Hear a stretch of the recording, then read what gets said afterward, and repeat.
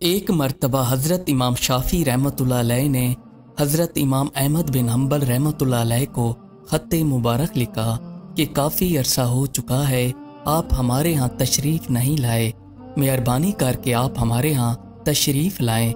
हज़रत इमाम शाफ़ी रहमतुल्लाह अलैह हज़रत अहमद बिन हम्बल रहमतुल्लाह अलैह के उस्ताद थे। हज़रत इमाम अहमद बिन हम्बल रहमतुल्लाह अलैह इनके शागिर्द थे। जैसे ये ख़त हज़रत इमाम अहमद बिन हम्बल रहमतुल्लाह अलैह को मिला तो इन्होंने जवाब में ख़त लिखकर भेज दिया कि मैं फ़लाँ दिन फ़लाँ वक्त आपके पास हाजिर हो जाऊंगा। हज़रत इमाम शाफ़ी रहमतुल्लाह अलैह उस वक्त मिस्र के अंदर क़याम पज़ीर थे।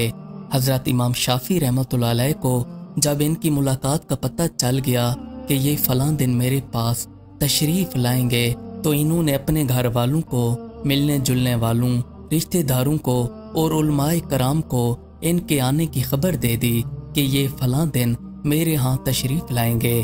फिर हज़रत इमाम शाफ़ी रहमतुल्लाह अलैह ने इनके इस्तकबाल के लिए इंतज़ाम किया।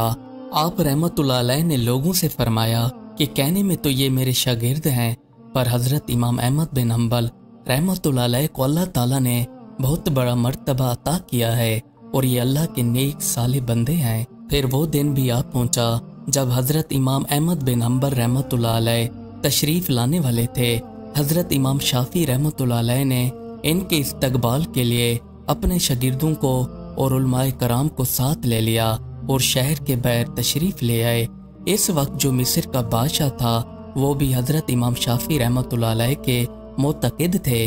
बादशाह भी इमाम साहब के साथ इस्तकबाल करने के लिए आ गए और बादशाह के साथ इसके वज़ीर, मुशीर और अमरा भी हमरा थे। कुछ देर में हज़रत इमाम अहमद बिन हम्बल रहमतुल्लाह अलैह तशरीफ़ ले आए तो इनका शानदार इस्तकबाल किया गया। इस्तकबाल के बाद इमाम शाफ़ी रहमतुल्लाह अलैह इनको अपने साथ घर ले आए। यहाँ पर आकर इनके लिए शानदार खाने का इंतज़ाम किया गया। इन दिनों में जो भी औलिया कराम हुआ करते थे वो खाना बहुत ही कम खाते थे और अल्लाह ताला की इबादत में सारी रात मसरूफ़ रहा करते थे। जब इमाम अहमद बिन हम्बल रहमतुल्लाह अलैह के सामने खाना लाया गया तो आप बिला झिझक खाते रहे, यहाँ तक कि सब लोग खाकर खाने की जगह से उठ गए। पर आप रहमतुल्लाह अलैह इस तरह खाते रहे जैसे काफ़ी दिनों से भूखे थे। लोगों ने देखा तो ये काफ़ी हैरान हुए और कहने लगे कि हज़रत इमाम शाफ़ी रहमतुल्लाह अलैह ने तो इनकी काफ़ी तारीफ़ें की थीं कि ये तो अल्लाह वाले हैं, पर ये खाना तो ऐसे खा रहे हैं जैसे काफ़ी दिनों से भूखे हों। अब लोगों में और घर वालों में हज़रत इमाम अहमद बिन हम्बल रहमतुल्लाह अलैह की बातें होने लगीं, लेकिन आप रहमतुल्लाह अलैह से किसी ने कुछ नहीं कहा।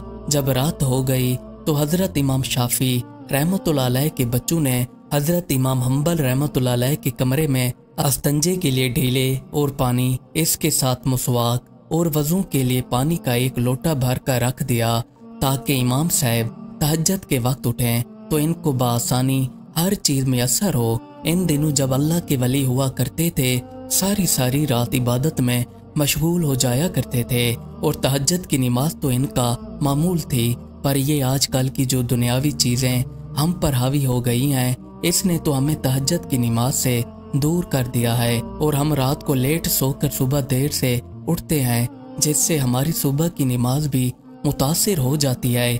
जबकि आपको चाहिए कि तहज्जुद की नमाज के साथ 5 वक्त की नमाज पढ़नी चाहिए। बहरहाल जब सुबह हुई तो हज़रत इमाम अहमद बिन हम्बल रहमतुल्लाह अलैह नमाज पढ़ने के लिए चले गए और यहाँ पर इनके कमरे में हज़रत इमाम शाफ़ी रहमतुल्लाह अलैह के बच्चों ने आकर देखा तो जो लोटे के अंदर पानी और मुसवाक, अस्तंजे के लिए ढीले, सब कुछ वैसे का वैसा मौजूद था जैसे ये रख कर गए थे, वैसे के वैसे रखे थे। इससे मालूम होता था कि इन चीज़ों को इस्तेमाल नहीं किया गया। फिर बच्चों ने जाकर घर बताया कि हमने जो चीज़ें इमाम साहब के कमरे में रखी थीं वो सब की सब वैसी मौजूद थीं। इससे लगता है कि इमाम साहब ने रात तहज्जुद की नमाज अदा नहीं की। जब हज़रत इमाम शाफ़ी रहमतुल्लाह अलैह घर तशरीफ़ लाए तो इनके घर वालों ने बताया कि हज़रत इमाम हम्बल रहमतुल्लाह अलैह के कमरे के अंदर जो चीज़ें रखी थीं वो वैसी की वैसी मौजूद थीं। इससे मालूम होता है कि इन्होंने रात तहज्जुद की नमाज अदा नहीं की और कल जो इन्होंने खाना खाया था वो भी पेट भर कर खाते रहे, जबकि आपने तो कहा था कि ये काफ़ी बड़े और पहुंचे हुए बुजुर्ग हैं, पर ये सब चीजें तो इसके बरअक्स हैं। फिर हजरत इमाम शाफी रहमतुल्लाह अलैह को भी तशवीश होने लगी और ये अपनी जगह से उठे और हजरत इमाम अहमद बिन हम्बल रहमतुल्लाह अलैह के पास आ गए। यहाँ पर आकर आप इनको तन्हाई में ले गए। हजरत इमाम शाफी रहमतुल्लाह अलैह ने हजरत इमाम अहमद बिन हम्बल रहमतुल्लाह अलैह से फरमाया कि क्या बात है, आपने कल जो खाना खाया था वो आपने मामूल से ज्यादा खाया, और जो चीजें रात आपके कमरे में रखी गई थी ताकि आप रात को इस्तेमाल कर सकें, पर आपने वो भी इस्तेमाल नहीं की। इससे मालूम होता है कि आपने तहज्जुद की नमाज भी अदा नहीं की। आप पहले तो ऐसे न थे, मुझे लगता है यहाँ से जाने के बाद आप ऐसे हो गए हैं। हजरत इमाम अहमद बिन हम्बल रहमतुल्लाह अलैह ने हजरत इमाम शाफी रहमतुल्लाह अलैह से फरमाया कि जो बातें मेरे खिलाफ हो रही हैं असल में ये ठीक नहीं है। बात कुछ यूं है, जब मैं आपके खाने वाले कमरे में पहुंचा तो यहाँ पर मैंने देखा कि तैयब और हलाल खाना होने की वजह से कमरे के अंदर नूर चकाचूंद है। फिर मेरे दिल में ख्याल आया कि इस जैसा तैयब और हलाल खाना पता नहीं दोबारा मिलता है या नहीं। फिर मैंने इसको पेट भर कर खाया, क्योंकि मुझे मालूम था कि ये खाना दिल को रोशन और नूर करने वाला है। फिर मैं इसको मामूल के मुताबिक ज्यादा खाने लगा। मैंने ये ख्याल नहीं किया कि कौन लोग मेरे बारे में क्या सोच रहा है, क्योंकि जो हलाल खाना होता है ये बदहजमी पैदा नहीं करता। ये जिस्म के अंदर जाकर बदन का हिस्सा बन जाता है और ये रूह को मुनव्वर करने का जरिया बन जाता है। हुआ भी ऐसे है, मुझे इससे बदहजमी नहीं हुई और जो ये खाना था मुझे बआसानी हजम हो गया। फिर मैं सोने के लिए इस कमरे के अंदर चला गया जहाँ पर आपने मेरे लिए रात बसर करने का इंतजाम किया हुआ था। यहाँ पर जाकर मैं जैसे ही लेटा तो मुझे नींद नहीं आई, और जो मेरी थकन थी इस खाने की वजह से मेरी सारी की सारी थकन और सुस्ती दूर हो गई। फिर मैंने लेटे लेटे कुरान और हदीस के ऊपर अमल करना शुरू कर दिया और मैंने कुरान और हदीस की मदद से 100 मसाइल हल कर लिए, और ये ऐसे मसाइल थे जिनके मुतालिक मैंने कभी सोचा भी नहीं था और ना ही मेरे जहन के अंदर पहले आए थे।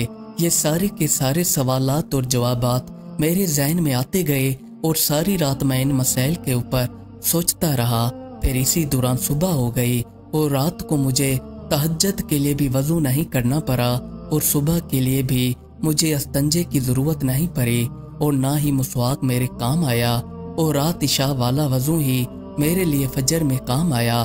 फिर हजरत इमाम शाफी रहमतुल्लाह अलैह ने अपने घर वालों को ये सारी बातें बताईं और इन लोगों से भी कहा जो लोग इस किस्म की बातें कर रहे थे। इनसे आप रहमतुल्लाह अलैह ने फरमाया कि आप लोग हजरत इमाम अहमद बिन हम्बल रहमतुल्लाह अलैह से माफ़ी मांगो। ईमान वाले लोगों का ये हाल था, ये तैयब रिज़्क को देखते ही पहचान लेते थे। अल्लाह ताला हम सब को रिज़्क हलाल कमाने की तौफीक अता फरमाए और हमें आखिरत की फिक्र करके अपनी ज़िंदगी पर तवज्जो देनी चाहिए कि हम खुद को किस तरफ लेकर जा रहे हैं, जबकि हम बहुत ही जल्द अपने परवरदिगार की तरफ लौट कर जाने वाले हैं। मज़ीद अच्छी अच्छी वीडियोस देखने के लिए हमारे चैनल को सब्सक्राइब कर लें। शुक्रिया।